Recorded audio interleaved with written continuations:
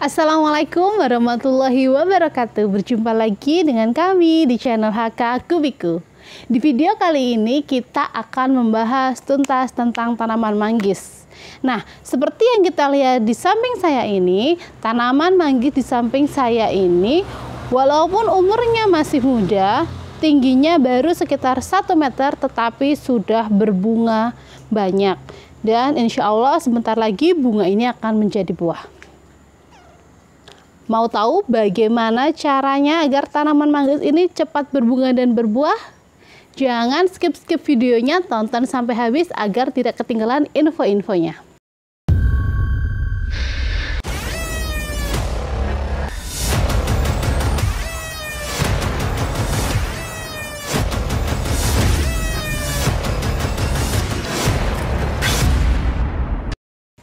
Oke, tips-tipsnya yang pertama yaitu gunakan bibit manggis hasil dari sambung pucuk.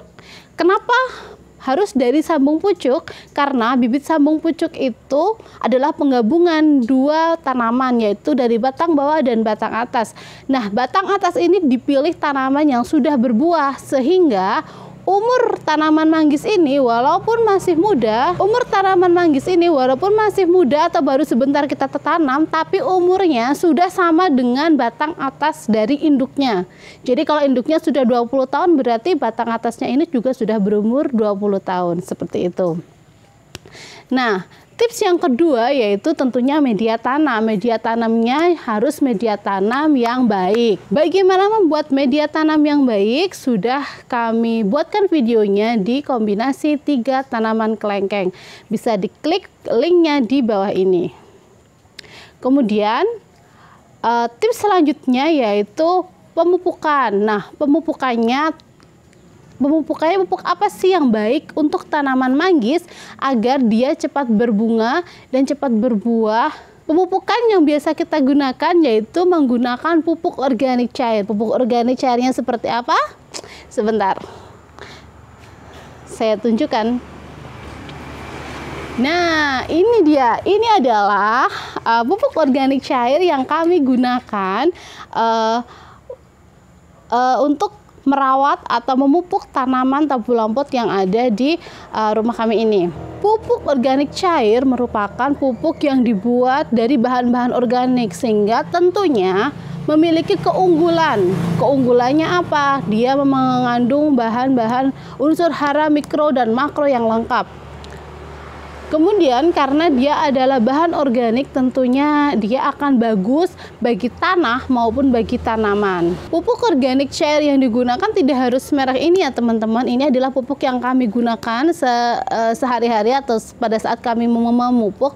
Tetapi teman-teman bisa menggunakan pupuk organik cair yang ada di toko pertanian terdekat yang ada di lingkungan teman-teman. Tetapi kami menggunakan pupuk ini. Kenapa? Karena pupuk ini memiliki kelebihan. Kelebihannya karena dia mengandung hormon giberelin, auksin maupun sitokinin. Nah, dalam pembentukan bunga dan buah itu diperlukan hormon pertumbuhan giberelin, sehingga pemilihan pupuk organik cair yang mengandung hormon giberelin menjadi penting agar pembungaan dan pembentukan buah ini dapat berlangsung secara maksimal. Nah, bagaimana cara mengaplikasikan pupuk organik cair ini? Pupuk organik cair ini dapat diaplikasikan dengan cara disemprot, yaitu tentunya sesuai dengan dosis, karena sudah ada dosisnya di kemasan. Sesuai dengan dosis, kemudian kita semprotkan langsung kepada daunnya. Kenapa dengan disemprot? Karena dengan disemprot, pupuk organik cair ini akan langsung mengenai pucuk, kemudian langsung mengenai bakal bunga, bakal buah, sehingga nanti pertumbuhan buah dan bunganya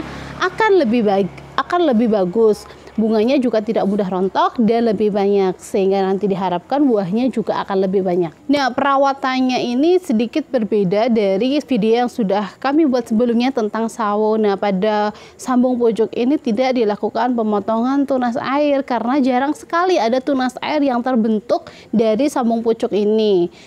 Jadi ada sedikit perbedaan, tetapi tentunya perawatannya akan lebih mudah karena kita tidak usah memotong-motong tunas air seperti pada tanaman sawo. Oke, sedikit tips dari kami apabila teman-teman ingin menggunakan pupuk organik cair. Yang pertama, gunakan pupuk organik cair yang sudah jelas kandungan bahan-bahan yang terdapat di dalamnya atau analisis pupuknya itu sudah ada.